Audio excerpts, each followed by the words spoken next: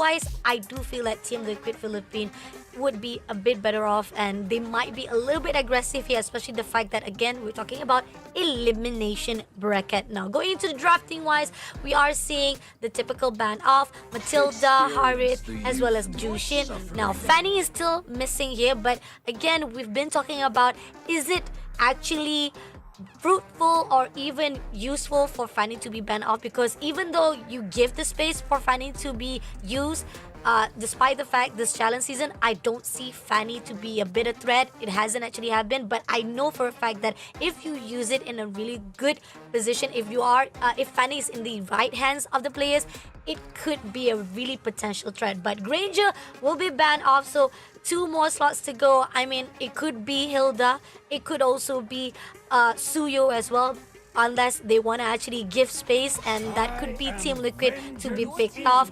We also see that there's a potential of maybe other heroes depending on how the gameplay is going to be. But Martis been banned off straight away by Team Liquid Philippines. A very heavy focus onto the gold lane right here for Team Liquid PH. Banning up both Harith as well as Moskov. RSG already banned the Granger before this, so it's not like Liquid is setting up for that. Instead, the next best case scenario would be something like the Irritel, but you wouldn't ordinarily ban so heavily into this particular factor. There's still quite a lot open in draft. Suyo and Joy are both still up there. Even the Lo Yi, which many other teams have already been banning up until now, is still open. RSG, they're gonna pick their poison, make sure that Lo Yi is not there. So the Fanny is left open for Carl Teasy. Many people have had questions about how well Cartesia would perform on Assassins once again. His Joy was not the best, but solid enough. Fanny is definitely much more difficult to execute mechanically. So he's gonna want to prove to the world that he's still got it.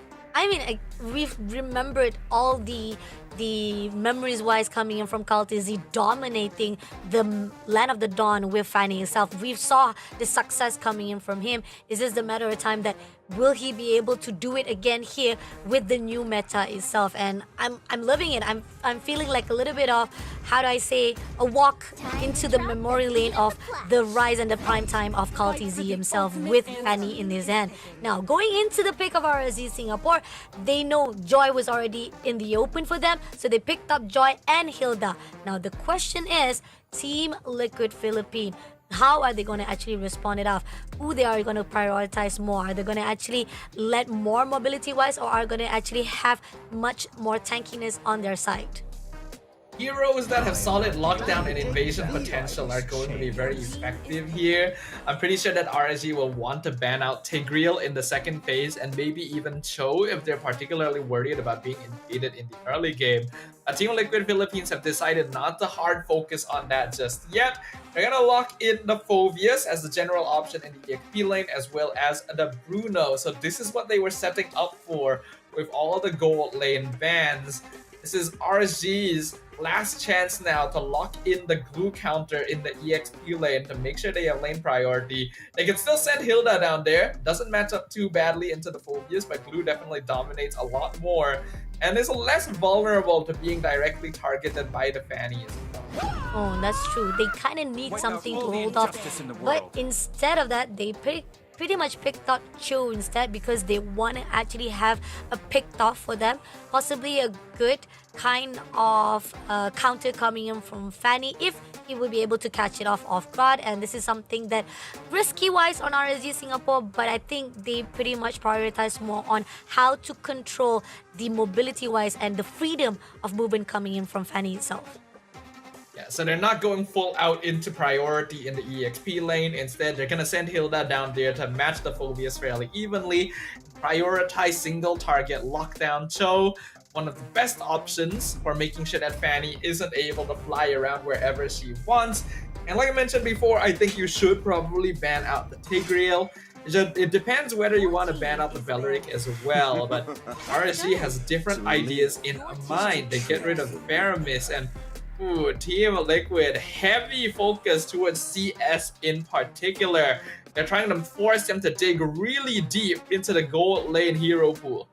I mean, you still can pick up Cloud. You can still be able to do something about it. But yeah, it's actually decreasing a lot of the pools. There's a lot of most of the choices are decreasing even more for RSG Singapore. So not sure which of the heroes that are actually comfort zone on the side of RSG. But it seems that RSG also picking up Vexana as well to be banned off. Somehow, I am kind of feeling that is there a possibility they might actually bring out Valentina in this, or possibility of Eve as well here, because the potential of RSG Singapore to pick that up, that could be a case. But Sicilian also been banned off right in the instant from the side of Team Liquid Philippine as well. So Team Liquid is just denying RSG any chance of scaling into the late game. They want to make sure that Bruno is the ultimate threat once he is maxed out on items. They still ideally need a bit more crowd control to deal with the Joy, but otherwise I do like the idea they're going for.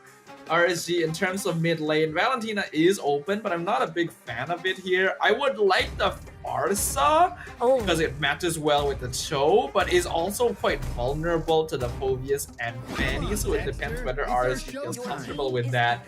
And it looks like they will keep it safe first, leave the mid until last when they know who its opponent is going to be, and lock in the quad instead. Pretty much expected that, because again, you don't have much of the option anymore. So Claude will be a simple case of them try to actually have that option open, as well as going in for the mobility wise. Farsa been picked up, as well as Khalid right here from Team Liquid Philippine. A great combination coming in from Team Liquid. I mean, yes, you have a lot of mobility here coming from Fanny as well as Khalid as well, and now so much damage will be put out by Bruno as well as Farsa. Now RSG Singapore, you need one more, your mid lane, who can actually at least slow things down coming in from Team Liquid Philippine. Aurora could be a case here. It could be, but there's also an argument for like the cheese with the Angela, maybe, right? With the Joy and the Hilda. It's risky because he's also quite squishy and can be targeted by Fanny, but alright, that's not what I saw coming. Me too. Okay, Badang, we keep on seeing the same pattern every single time. Is it because they keep on hearing, they heard that Husky wants Badang, and now they're incorporated like unorthodoxly into their own gameplay? You don't need to actually do that, no, because the fact is it's unnecessary. But then again, I mean, this is again very interesting pick coming in from RSG Singapore. Yeah, it looks like it's going to be a Badang roam as well. Cho mid, actually. So RSG doing something slightly different. Basically putting all of the magic damage onto the Joy instead. I can definitely see what the idea is coming from them here, because Badang and Cho together forms a very hard crowd control duo. And if they like lock down a single person, they'll just never be able to move again, right? So they're trying to just stop Carl TZ at any chance they can get, since they'll both be in the mid lane and will be able to rotate to the sides very, very quickly. But only time will tell whether or not this is actually an effective solution. As we jump into the Land of Dawn for game number 1, it's Team Liquid Philippines on the blue side versus RSG Singapore, the red. Last match of the night, guys, and it seems like somehow when it comes to TLPH, love the mobility wise, they have what it takes to actually at least counter some of the movement. RSG on the rise right here, they need to be critical on their decision making. If they do not able to actually continue, not to say continue, more to say like if they cannot actually pick off the right players or even connect the dot completely, it's not gonna be easy, and it will be punished by the side of Team Liquid Philippines. So far, right now, most of the teams, they are wandering around. They're going to actually try to get it farm as possible. And we do see a little bit of disturbance coming in from JP just to mess around in the territory of RSG. Now, Yon coming through will try to get into the goal side of the crab itself. So that's actually a good steal coming in. But at the same time, right here is still a slow pace from both teams. This is Damage Cho. He's going to Damage Cho. Purify used by Sanji to escape from the fist crack. JP in some trouble, has the flicker out. Here comes Carl TZ. First blood. Picks off Yunski in the mid lane.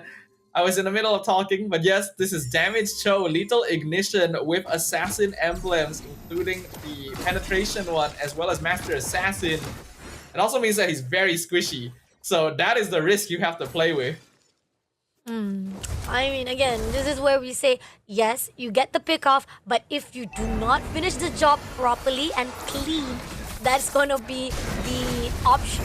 That's the crucial point where Sanford takes down Gear immediately. Again, every time they go in for a fight, and here on out, it seems that Sanford is not done. He goes into Yunski, as well as right now going in all out. Did manage to actually get some damage, but it's not going to be enough. But at the same time, Sanji comes through JP, and CallTZ will be going all out to the side to shut down Closey as well.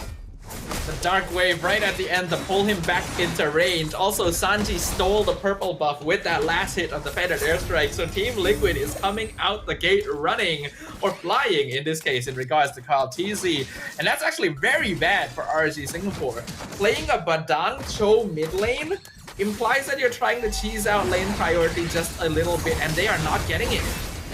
It's tough, and here on out, they're trying to actually pull in, and so much damage already been done to the side of CS as well as Closer. Had to pull away, and even at this point in time, Closer just tried to actually survive it out here at the top. But here, mid lane, TLPH, so much aggression to the side of RSG, they cannot do anything to actually hold off those damage. We can already see that on the side of the gold leaderboard, most of Team Liquid already dominating the top spots. We're only 3 minutes in and they already have a 2k advantage. There's no lane priority for RSG anywhere, and you can just see the Feathered Airstrike. They are being so active on the map, making it so that the side lanes cannot farm at all. It's not gonna be easy here. Team RSG Singapore, Yunski been taken out. That's gonna be another kill in the hands of Team Liquid right here. And RSG Singapore, they're struggling. They're literally struggling off the bat on the 3 minute 47 seconds. On the side of Team Liquid, CallTZ is roaming out freely, getting all the farms needed, required, and he's already going into the territory lines. Spotted out Yon. He's actually going in to actually get some of the kills as well if they actually pull into CS as Yon. And it seems that CS Yon gets the input, and Gear also try to go in. Will try to actually mess things around and deny any entrance coming in from Team Liquid. Yeah, right now RSG Singapore already being forced into very defensive play. Team Liquid is basically claiming their jungle as theirs already, and this is part of the threat of playing against a Fanny. If they have a good enough support system, they don't necessarily have to farm off of kills. They can actually start flying around the map, taking jungle camps before you're able to rotate over to them. That's exactly what Team Liquid has been doing. RSG already having to play very close together to make sure they're not picked off for free. Team Liquid just control objectives. Yeah, and then we are seeing CallTZ just trying to go in all out to Closer, giving some of the damage here, and they're trying to actually make sure that because the fact that they are actually having a little bit of difficulty, but at the same time, one coming in right now, CallTZ will be pushing straight. JP also push. Gear will be able to take down immediately, and as we see, CallTZ takes down the turtle for themselves, but they're not done. Yuski will be able to trade it off, but at the sauce of Sanford, trade him off. I mean, this is Damage Show. It's expected that he would go in to try and get kills on his own, and he was able to pick up Sanji, but I still don't really think it's worth it at this point. Yes, trades are good when you're behind, but you're losing so much priority on the map. It's not gonna be easy here. RSG seriously needs to figure out how to actually deny any of the mobility-wise that is done by Team Liquid Philippines. They got the 2 kills for themselves, but still it's not gonna be enough. Economy-wise, still in play on the side of Team Liquid Philippines for the lead of 3,000k to begin with. And here on out, we are seeing that Team Liquid, right at distance, has already got so much control, not just the map itself, but every single game or team fight. And we're even seeing trades happening off screen, right? Yon being caught out in the top lane. He was able to trade for YuTZ earlier, but he has a lot more value to RSG Singapore at this point. And Yunski picked off by himself up top. Mega kill for Sanford in the mid lane, and they're still going. It's still going right on top, but CS want to make a difference here. Is going all out to UZ, but still not going to be enough. And Persada comes in, Sanji with a Feather Airstrike, takes him down immediately for the extension. Even CS will not be done. Sanford takes down Gear immediately, and Turret, number 1 of the mid lane, will be shut down immediately, giving more control of the map here for Team Liquid Philippines. But Team Liquid just continuing to run away with everything, and I really like what Yuktisi did there. He specifically stayed as long as possible to bait CS into staying to try and get the last hit and setting up and pick off in the mid lane. And an airstrike being used very actively as a zoning tool, and Sanford is quite unkillable. Sanford coming in, and Sanford takes down Yuski, starting off closer as well as the overextension by Gear will be a mistake. Comes through with Call TZ as well. Yuzi shutting down CS and now making it even more tougher for RSG Singapore as they are gaining up every single turret.